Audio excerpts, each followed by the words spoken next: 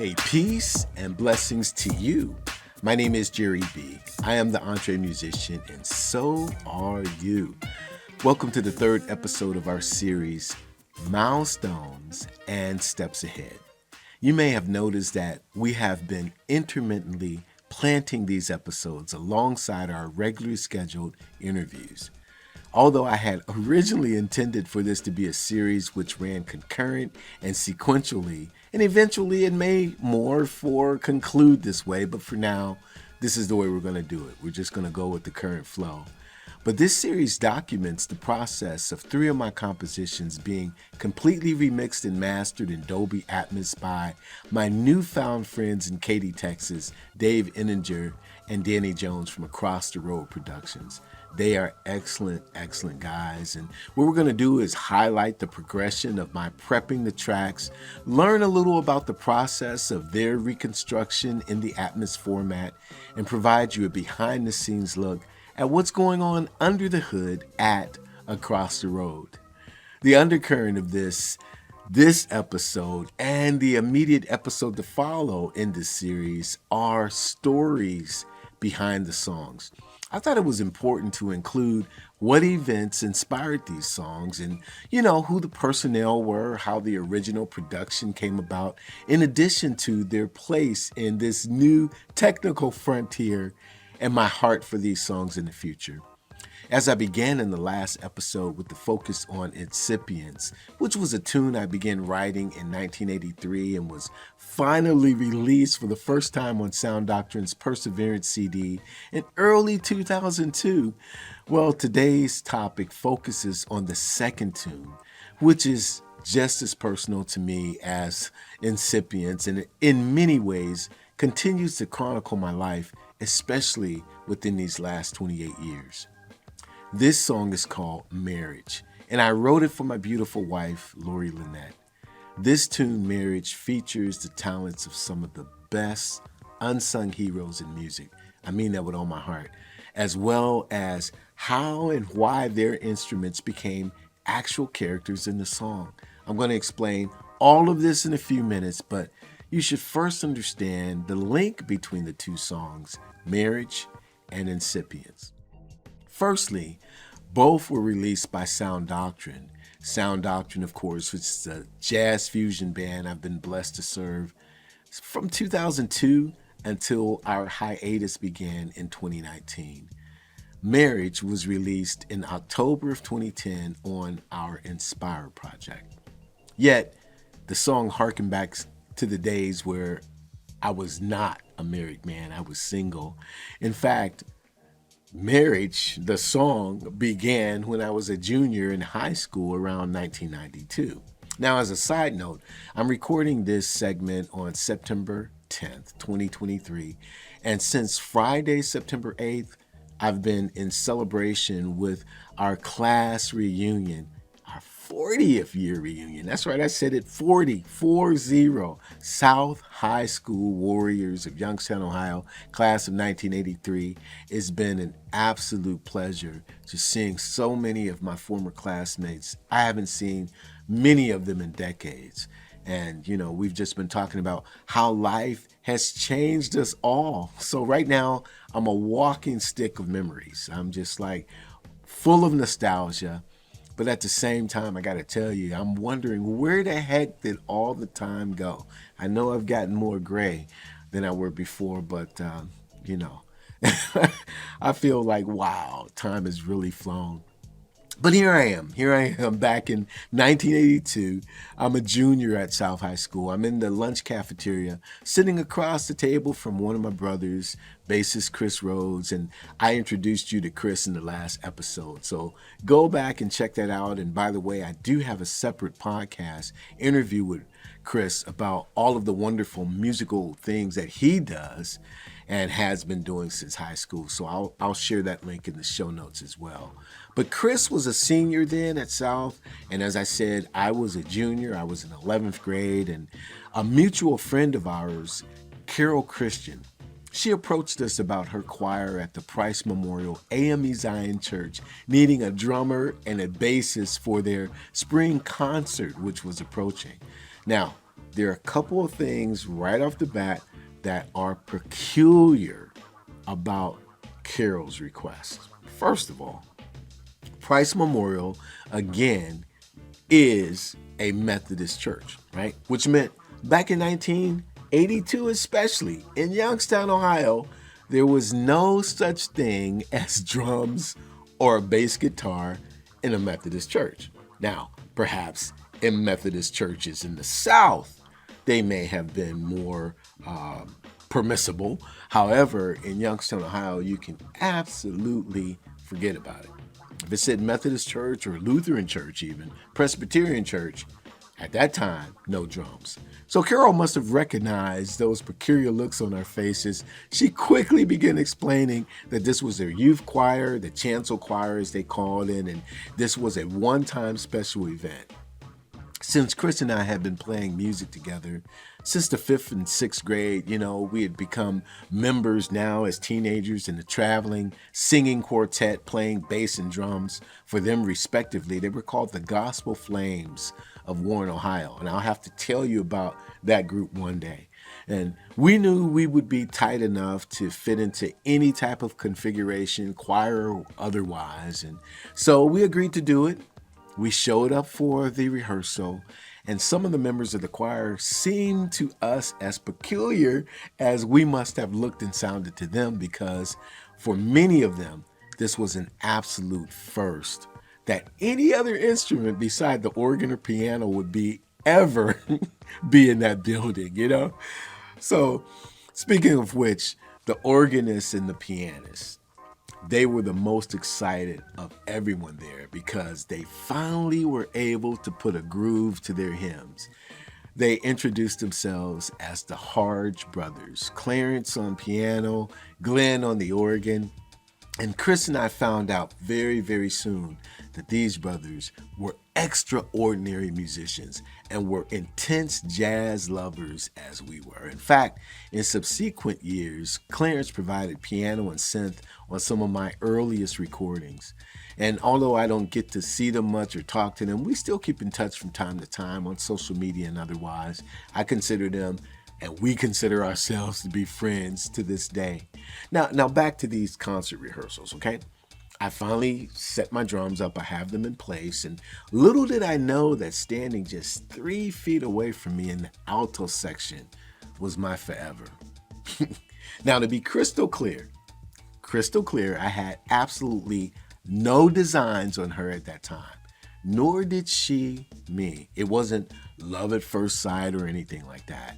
In fact, as I have stated earlier, I believe I was already in a relationship with a young lady who would become the mother of my eldest daughter just a year later when I was a senior in high school. Now, as life would have it, my role as the drummer at Price Memorial did not end with that first spring concert. It turned out that Chris and I returned the following spring, and we did the second concert that they had as well. And then Chris went off and left for the Navy. I was later asked by the Harge Brothers to join them regularly on the second and fourth Sundays of each month when this same youth choir ministered for the morning service. And they had arranged for the church to provide me a small stipend. And since I definitely needed the money and I thoroughly enjoyed playing with these guys, I agreed to do so. Now, in full disclosure, I must admit, as a Christian, that in my life and in my heart at that time, I wasn't worshiping the Lord with my gift. This was completely vocational. So this continues for several years, and I'm beginning to bring my daughter, Jere, who's now about 3 years old, to the rehearsals with me. And sometimes I would bring her to Sunday service. And again, there's nothing at all during this time between me and this fine young sister who's singing alto. But she's standing like right over there every Sunday. Now, as life would have it, I fell away from the church. More importantly, I fell away from my relationship with the Lord and subsequently with my relationship with Jere's mom. During this time, I began doing marijuana and cocaine. and I was doing this and that, some other stuff, and drinking a little bit, So time moves on. In 1993, I happened to be sitting on my aunt's porch stoop right off the corner of Covington and Fairgreen, which is on Youngstown's north side, and the neighborhood looks completely different now. But I want you to picture this. Here I am. I'm sitting on my aunt's stoop, right? I'm completely inebriated, completely, just buzzed out of my mind. And here comes this car, right? It's turning right from the corner off of Covington and onto Fairgreen, okay? Now, this car is being driven by a young man I grew up with. And he lives next door to my grandparents, who live across the street from my aunt. You get it? My aunt lives across the street from my grandparents, right? And this young brother lives next door to them. You got it? Okay, here's the problem. The problem is the young lady in the car with him is the same lady from Price Memorial Choir that I remember years back. And I'm pissed. I mean, like fire shoots through me. And I don't understand it, okay? I don't know why I'm pissed. Remember, I'm inebriated, okay? I'm stoned a little bit out of my gourd. But this situation that I see in front of me is so repulsive that I feel like I have to do something about it. Now, again, I'm in my own romantic situation, and that's pretty tight, whatever. But I get ticked off. I get up off the stoop. I walk across the street, more actually stumbling across the street. And I go and I knock on this guy's door. Because, of course, by this time, they've already exited the vehicle. They've gone inside the house. I knock on the door and he answers, and I'm like, hey, man. I'm like, is that Lori Pugh in there, man? And he's like, yeah. As if, what is it to you, right? And all I could say was, man, I know her, man. Man, I know her, right? And so he just promptly slams the door in my face. You can imagine, right? I mean, I would have done the same thing myself, right? Here I am standing on his porch, looking a hot mess, drunk as I could be, high or whatever, and I'm hounding him about who's in his house. He slams the door, obviously. So I just stumble back across the street. I'm confused. I gotta admit, I'm confused as to why I'd even gone over there and why am I so angry? Yeah. So life moves on. It's about a year later, 1993, early 94. By this time, I have truly given my heart to the Lord Jesus Christ, right? And by his grace, I'm no longer doing drugs. I'm no longer drinking. That stuff he took away from me. There is more, I must confess, that he is cleaning up in me, more than I definitely needed cleaning up. But I'm moving forward, right? And that relationship, that romantic relationship that I was in previously, I'm no longer there. And I'm just really seeking God. And I decide that I should, find a church where I could grow in my Christianity. So what I decided to do was choose the same church that my daughter and her family attended. Now, Tajea is about 9 or 10 years old at this time. And by this time, truly, she has seen her dad inebriated more times than she should have. Now, one time, obviously, is too many, of course. But at that time, she's seen her dad in some pretty precarious situations, and I must admit I wasn't living up to my responsibilities as a father to her. So I figured that if her and her family could see me regularly in church, they could notice firsthand that I was actually changing my ways. So I joined this particular church, and little did I know that this same young lady from the Price Memorial Choir was also attending there. Yep, the same young lady who was also in that young brother's car on that day of my intense inebriation. So one thing leads to four, right? I began praying for her, and I began kind of talking to her a little bit and letting her know I'm praying for her, praying about her. I work up the courage to invite her to dinner, ask her out, and finally she agrees to after a Bible study. I'll never forget it. Wednesday, June 1st, 1994. And I take her to this Mexican restaurant. It's now closed, but it was called Chi-Chi's out in Boardman, Ohio. And let me tell you, I'll spare the embarrassment of describing that first date, right? It was something like I ordered an enchilada that was too spicy, caused my nose to run, and I had to get up, keep going to the bathroom to blow my nose. You wonder what she would think of me during that time. I'll spare you the first date fiasco, but I will say, for me, it was love at first sight. I did fall in love with her that night. I asked her out again. We did go out on Friday, June 3rd, and Lori and I have been inseparable ever since that day. I proposed to her in October of that same year, and we married on April 8th, 1995, just 9 months after our first date.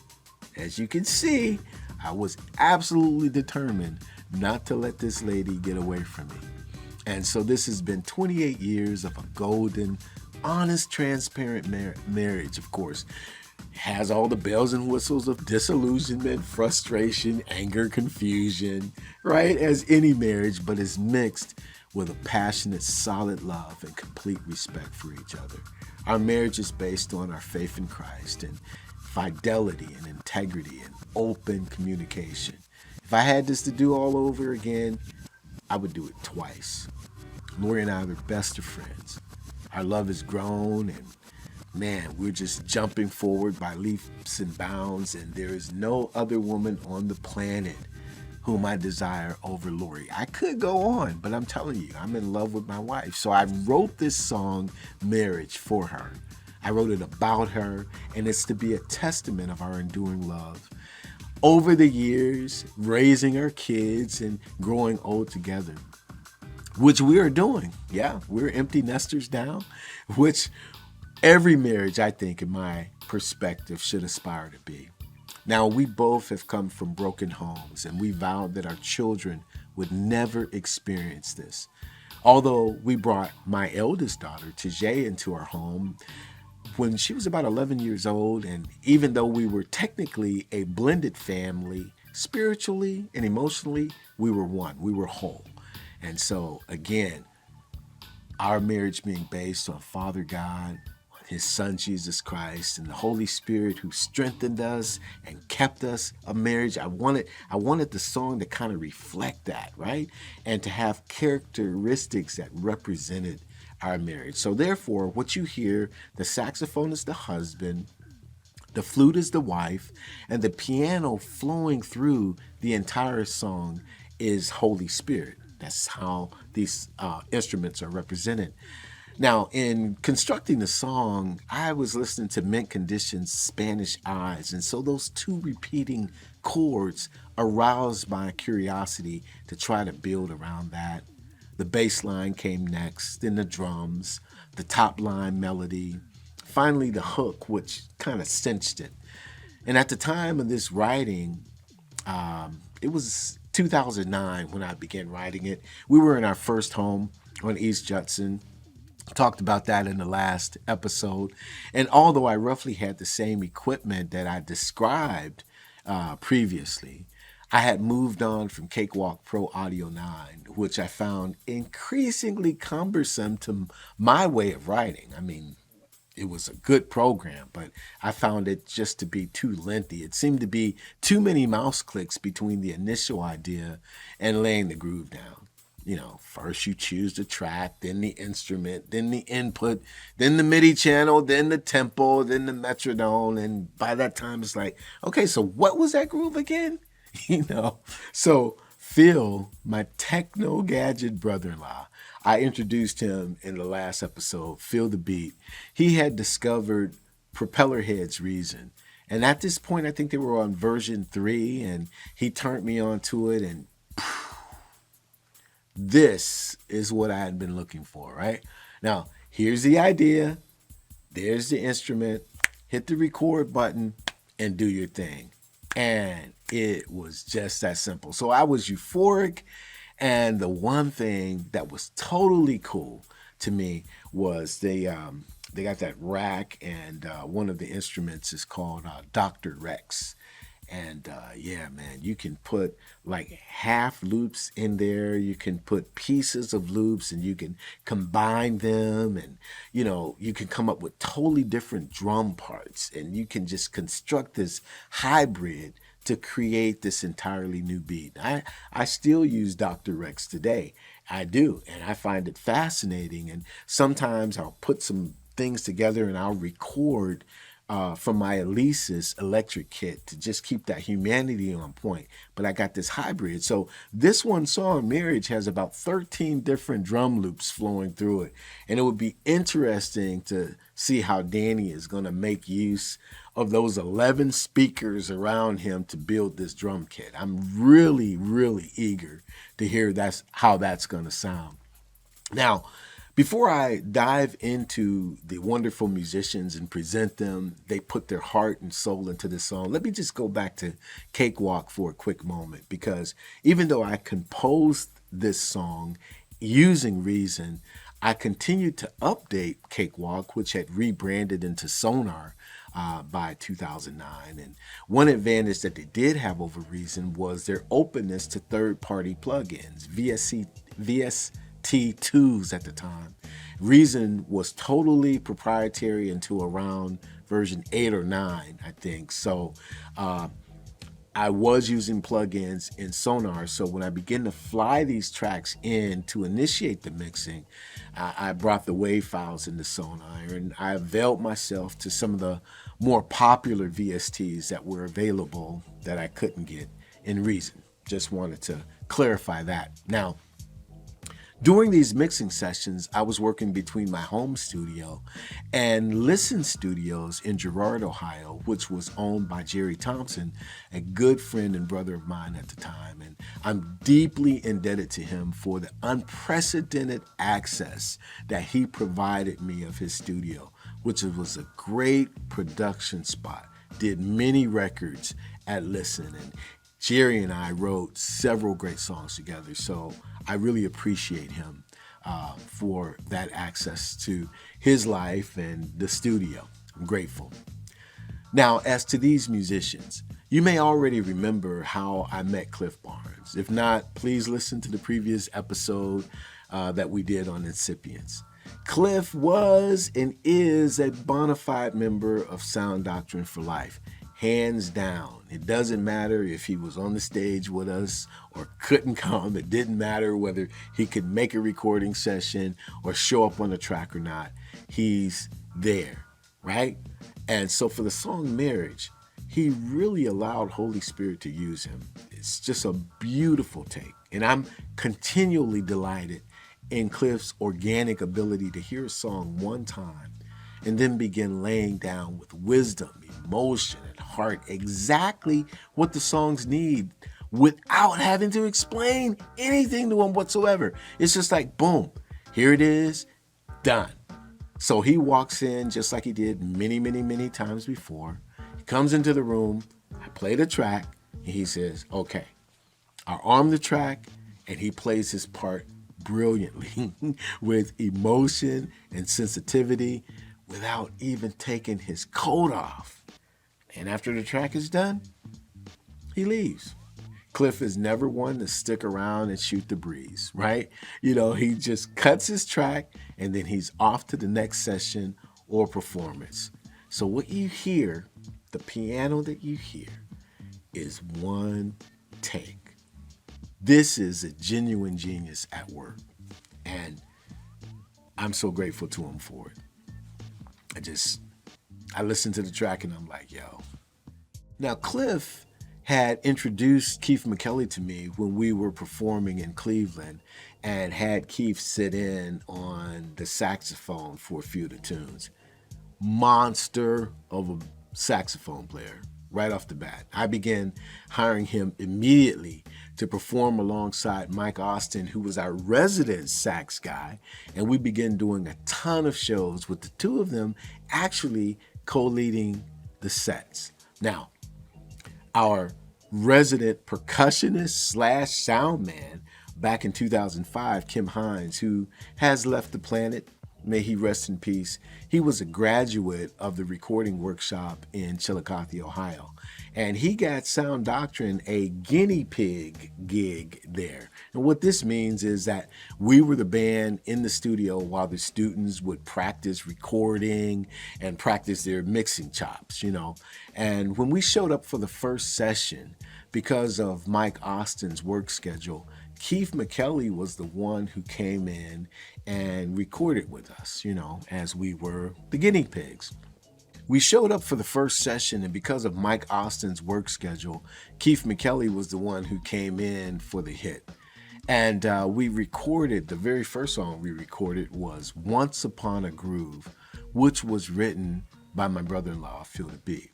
Now, we recorded the tune with Phil on the bass, Kim was on percussion, Keith played the saxophone, Cliff was on piano, acoustic piano actually, and I played the drums. We did this tune in one take and we really loosened it up just because we were jamming actually. We really were not even at that time thinking of releasing this song. We were just having fun, but we loosened it up and Cliff and Keith took these amazing extended solos. So the recording workshop to this day still uses this very recording to test student mixes, and often enough I'll come across YouTube. There's this other mix from this new student at the recording workshop, and it's great to see what they're doing with it. But before we released it, when we decided, yo, this song is too good to let go, Jim Kokenauer added a pad to it, and guitarist Paul Dowds, he applied his musicology, his bluesicology, I should say, to the mix back here in Youngstown. But in that same session, that same night in Chillicothe, we also recorded a cover of Stevie Wonder's I Wish. And I'm strongly thinking of releasing this soon because we did smash the tune that night. It's just been sitting in the vault. But needless to say, we felt so good about that session that when it came time to plot out the project that we were beginning to call Endurance, we felt that the recording workshop had just the right vibe, so we rented out the space and we recorded the entire album there. And we were blessed that a young man named Derek Dixie, who is now the touring musical director for Beyonce, and he also, by the way, grew up here in Youngstown, Ohio. He was one of the studio managers and engineers there at the recording workshop at that time. So he, along with John Truman, took extremely good care of us. In fact, Derek even played drums on my song Hermeneutics because his pocket was like 150 times better than mine on it. So it was like, yo, man, you got to do it. So I'm grateful to him for gracing us with that track. And something was happening, you know, with Mike Austin's schedule. As I said, you know, his work schedule was really hit and there were other extenuating circumstances that would not allow him to be there. Even though he was the principal saxophone player, you know, between him not being able to make all of the session dates, what happened was Keith McKelly, he came in and re-recorded all of the sax parts back here in Youngstown at Rick Wilmich's studio. So because of Keith's playing and Cliff's genius and Paul Dowd's guitar and some incredible writing from Jim Kokenauer and Phil the Beat, the Endurance CD became and still is one of SounDoctrine's most, well, enduring, no pun intended, albums. We got a lot of mileage out of that one. But I've digressed. I told you I was feeling nostalgic. Just had to run through the bunny trail while it was there. Back to the song Marriage, okay? Here we go. Marriage, again, is not on the Endurance CD. It's on the CD Inspire by SounDoctrine. So, of course, Keith, being the principal guy now, you know, because of his exquisite saxophone, his saxophone became the voice of the husband on this tune. And his work on this song became the very first time we began transferring files online. He was living in Cleveland, and so I had sent him the stereo mix using a program called FTP Pro. How many remember that? This was the grandfather of Dropbox, and we transferred.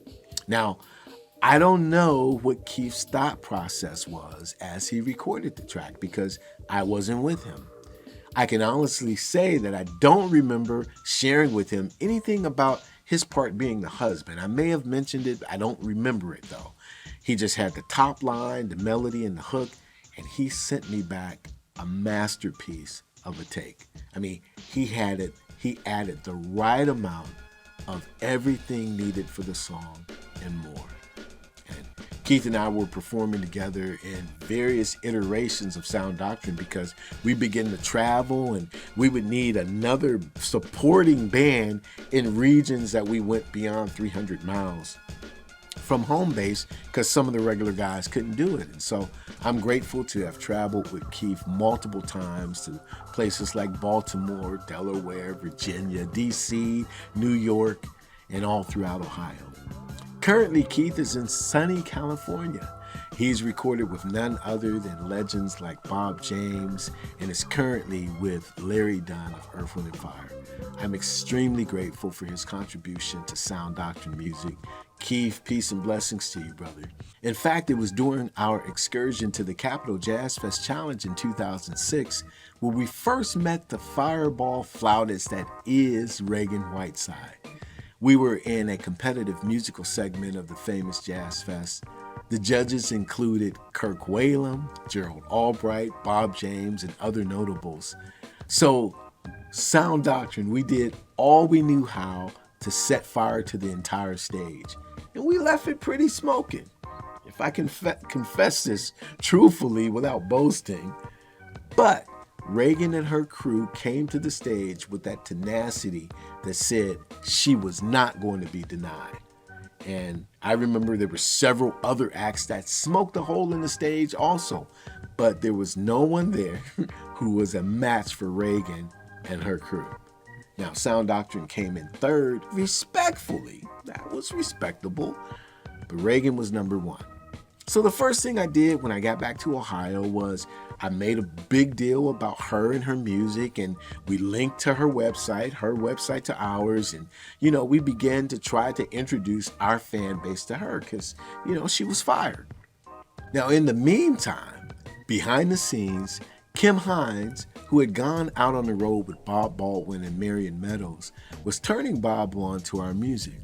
So Mr. Baldwin offered to remix Jim Kokenauer's fantastic ballad, Smallmouth Bass, from the Endurance CD. Now, I should note that thankfully, during this time, the Weather Channel was playing our music a lot. I mean, during their Weather on the 8 breaks and other places that they were putting in music while they were showing the forecast, they were playing SounDoctrine music. And we began to experience a few real royalty checks because of this airplay, and that was cool, right? Now, Bob Baldwin knew that his touch on Smallmouth Bass would garner us a better following on smooth jazz radio, which we had virtually none. So he invited us up to his studio space in New York to begin the process. So Keith McKelly and I hopped in the SounDoctrine van and we left. And when we arrived at the address and we parked, we were greeted with this, "Yo, Jere B, what's up? What up, kid?" And this voice was deep enough. I'm not doing it justice, but it was deep enough to send chills down your spine. I mean, who knew we were here, right? Who knew who we were? And the look on Keith's face at the time, I'll never forget it. He suggested, the look on his face did, that we should get right back in the car. And to the voice said, "Yo, man, come on over here." Now, I did not recognize the man beckoning us in his direction. It wasn't Bob Baldwin. I had seen and talked to him enough times before. But obviously, this dude knew us.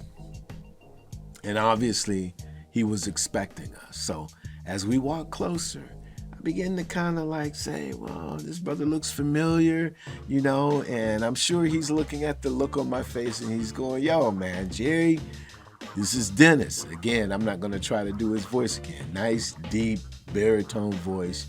Yo, man, I'm Dennis. I'm Dennis Johnson. You know, I am Bob's engineer. He'll be here shortly. So that was cool. He welcomed us in the studio, and it was a home studio setting, kind of modest, but you know, well done. And we met Dennis's ultra sweet mother, who was so sweet. I think she was in her 80s and at the time, so very kind to us. And Dennis, he also began to thank us for the love that we showed Reagan at the Capitol Jazz Fest. And I didn't quite get what he meant until he explained that we were the only act which publicly congratulated her and showed her any love at all. In fact, he said, what's worse is that there were a few other bands who had trashed her and said, well, she only won because she was a woman and yada, yada. That was terrible stuff. Then he further explained that Reagan was his fiance and that they were a part of Bob's production team. So now, interestingly, he's telling me this stuff and, you know, we're having a good time, but as time is going on, there's no Bob Baldwin. You know, an hour turns into 3, and although there were a couple calls coming in from him, he did not appear to be coming. Makes you a little nervous. But during the interim time, we got to meet Reagan and know her better and really got into their energy, which was very warm, very welcoming, and completely positive. Now, at last, Bob walks through the door, and in no time at all, boom, he transforms a friendly conversation into a mixing session. And it was good. And there were parts that he said he wanted to finish up later. And in about 6 weeks or so, we had the polish and we were ready for radio. So when it came time to get to Marriage, this tune, there was only one name that I had on my mind. And by this time now, Dennis and Reagan were married and they had began their family. So she agreed to do it. Graciously, I'm grateful for. She emailed her parts, and like Keith, I cannot speak into what was in her thought process or what microphone she used or what flute she may have used, but it was love at first listen. I mean, these musicians, all of them, were all about catching the vibe the first time. And indeed, they caught it. And I'm seriously thinking through the process, if I had to ask any one of them for a second take. I don't think so. The files on my hard drive supports the truth that I only received the waves that they sent once. Obviously, if you know anything at all about smooth jazz and smooth jazz radio, you do know the name Reagan Whiteside. Reagan and Dennis have scored so many top 10 hits, I've stopped counting. You know, their work with other artists have helped launch their careers. Many independents can look back to Dennis and Reagan's production and go, this is why I'm on the radio. And I'm truly grateful for their constant friendship and kindness and that they continue to take my calls. Now, in this new version of Marriage for Dolby Atmos, you will hear a guitar that was not in the original release, but was part of an alternate mix that we sent to the Weather Channel. Here's something extremely interesting. We were now beginning to send everything that we did over to them directly because they seemed to be all over our stuff. And boy, did we appreciate it. I was having regular conversations with the then program director, Brian Picard. But by the time that we were ready to send Marriage, a new PD, boom, right on staff. And after they received the song, I was contacted and informed that they were no longer playing music that featured flutes. Yeah, that's right. You heard me. No flutes. Now, what kind of convoluted... and where's Brian, for crying out loud, right? So their response was an unapologetic, we will be happy to play the song if and only if you remove the flute. I definitely took it personal. I mean, how could they? We had an excellent run with the Weather Channel. But my Lori, her kind, gentle way, asked me, as only she could, "Now, do you want the song on the air or not? If you do, then change it." I must admit, the full confession to you, right? The artist in me, the songwriter, did not want anyone at all telling me what I needed to do with my song, especially as one as precious to me as marriage was. Furthermore, they need to understand the role the flute played in the song. And I didn't want to disappoint Reagan. I mean, this airplay and this addition would have added to her exposure at the time as well. But the entrepreneur in me had to come to grips that this was the only platform that was asking for an alternate version. The royalties I received from them would be more than enough to promote this original version elsewhere. So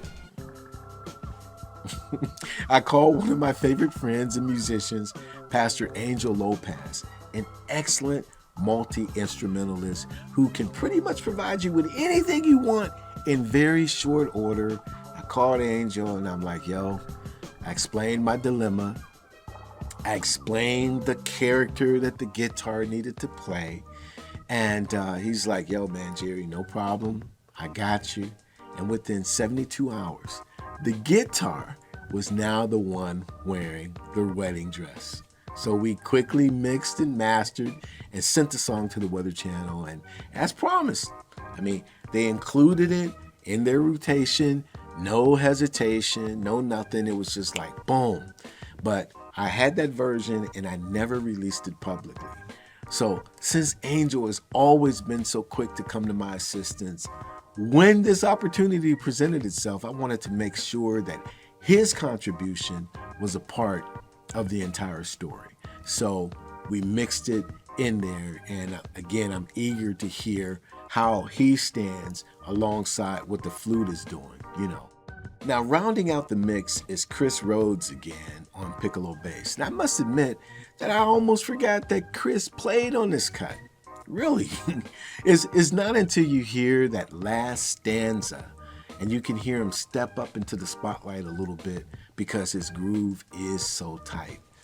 My brother Chris, always at the ready, my oldest friend and musical partner, his participation on this song is another testament to our brotherly bond. You know, I was cool. I was cool with just having the synth bass, but, you know, I felt it needed a little more emphasis. And Chris is always telling me, man, you're famous for writing parts that bass players can't play. And I can understand that a little bit what he means, but I don't think I believe him because when he brings it, he matches exactly what I had in mind. He rocks the part on Marriage right from the backfield.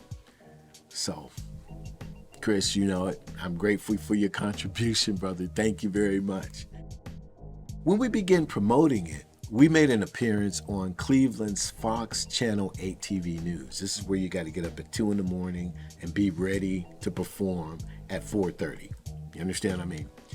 Before we played the tune, I announced that for our upcoming video, we would be asking married couples to send in their wedding photos, and the first 10 to do so would also win a copy of the CD once it was released. And the response was absolutely excellent.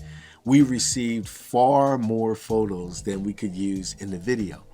Now, if you haven't seen the video, I'll play it for you right now, or I'll play it for you. You can view it. For those of you who are listening and can't see, I do trust you will enjoy the music.